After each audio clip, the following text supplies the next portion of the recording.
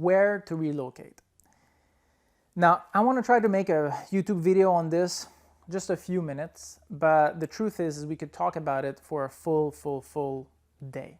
And I'm gonna have a few blog and I think I'm gonna have a few podcasts on this, because the truth is where to relocate depends on so many factors that the chances that you'll be able to do that in a 5-minute video is impossible.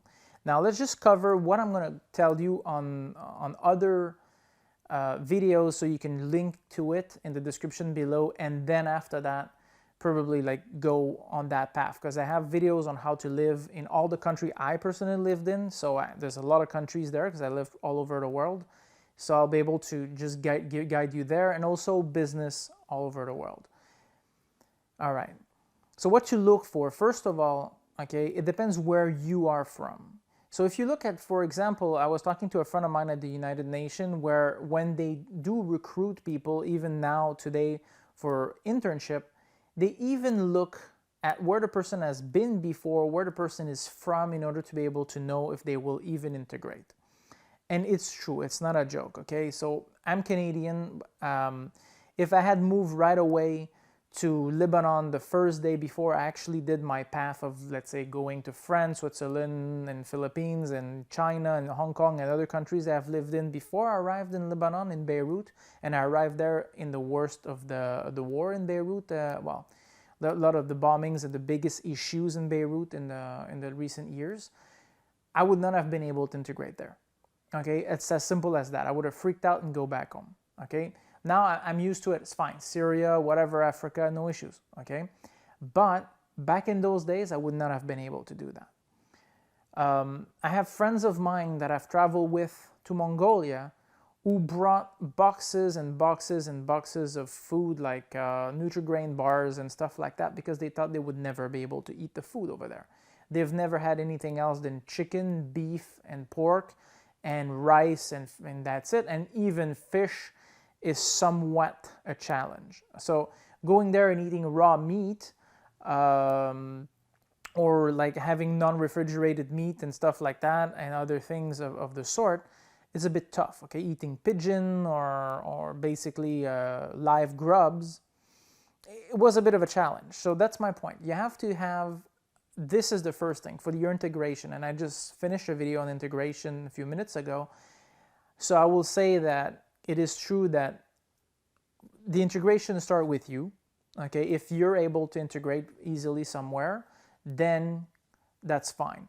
So you have to verify that. The second thing is your family, and I have a video on this, and to be honest with you, it's true, and it's a crucial video, and I have more on the website on that as well.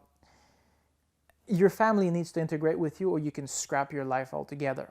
Okay, and trust me when I say scrap your life. Okay, I have a few friends that I've met over the years that have literally scrapped their relationship with their wife because of the fact that they moved to another country. Now, let's say the husband is a lawyer and the wife gets a position in Geneva, for example. Guy's an American. He moves to Geneva with her. As a lawyer, he can't work. First of all, most everything is in Geneva is in French. He doesn't speak French. So integration is hard. On top of that, he cannot work. He doesn't have legally a permit to work. So, whoops. Is he going to go back to university? He doesn't want to. Or worst case scenario, what if he had been in the Philippines where, for example, a lawyer makes $1,000 a month. Now the wife is there working for the embassy, makes $5,000, $6,000 a month. Is he going to go work 60 hours a week to perhaps maybe make 1/6 of what she makes? Of course not. So he stays home. She gets frustrated. The in-laws get frustrated. She's Asian, for example, and husband at home that doesn't work is an absolute loser in the mind, and eventually it gets to the person, and then boom, divorce. So these are the kind of things. So where to relocate, you have to make sure that when you do it for your best interest, where you think you could integrate, where your family will be able to integrate. Then you can have your kids' school. Will your kid be able to continue getting this? If you take my daughter, for example, my daughter is 4 years old, so already lived in 4 different countries. Now we have to start stabilizing a little more for a while, because moving her from one country to the next will screw her up when it comes to language. And she's already a bit delayed in English because of the fact that we started in the Philippines, then Lebanon, where it was mostly French, and she's been in Vietnam for a year, so Vietnamese over there. So yeah, she speaks many languages, like none of them good, and that actually causes a lot of issues. So where to relocate for your kids is another thing. Then finally, where you can make money, because of course, unless you're retired and you already have a pension, then that's much easier. But if you don't and you actually need to make a living, this is also something that's major. So, and there's tons of other factors that I'm not counting on, or I'm not explaining here. Some that I don't know much about, like religion, for example, might be an issue. Sexual orientation could be an issue. Don't try to move to South Sudan. If you're gay, you're gonna get killed over there. You won't even pass go. You're just gonna go to the grave. I mean, it's harsh, but it's a fact. Now, why would you move to South Sudan? I don't know. Maybe a non-profit organization want you to move there, but you really have to think about that very seriously because there's a danger. So these are all the things that where to relocate.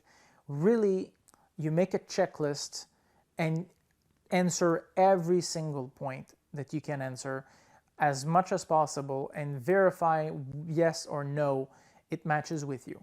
And then you can consider relocation. Now, you can go to my website. I have tons of videos and tons of text and tons of information to help you do that, okay? To help you understand the countries in order to be able to determine where you want to live. From a developing nation to an advanced one, okay? Whether or not you're going to make more money in China, for example, and what needs to be done for you to move to China versus, let's say, you're Chinese and you want to come to Canada or the US or Europe. So these are all the things that you have to consider, and please make it very seriously. Make your decision seriously because, okay, if you're like me, you have the money and you have the knowledge and you have the drive to move to one country to the next all the time, then that's fine. That's not a problem. If this is your goal to just relocate, then it doesn't matter. Move to a country, check it out. You don't like it. It's $15,000 more or less to pack up your car and your goods to your container and ship out. No problem. Stay there 6 months so that you can re-enter the next country without paying taxes on your good. Done. International law. Bingo. Bye-bye.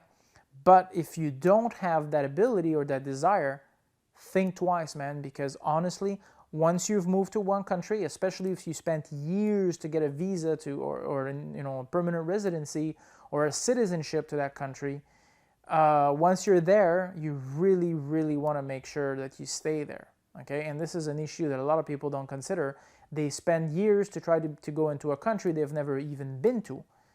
This is the kind of thing I wouldn't do. Make sure you visit the country if you have the means. Make sure you understand the culture before you even try to move there. If you enjoyed that video, give it a thumbs up. You can also subscribe to our channel and visit our website, mariostanger.com, where we have tons of videos on how to travel all over the world. I'm pouring all the knowledge and experience I've acquired over the past 15 years traveling and living everywhere on Earth. Pursue the dream. There's nothing better than just exploring our world. There's so much to see, and doing it as a perpetual traveler is an amazing thing, and you can do it too.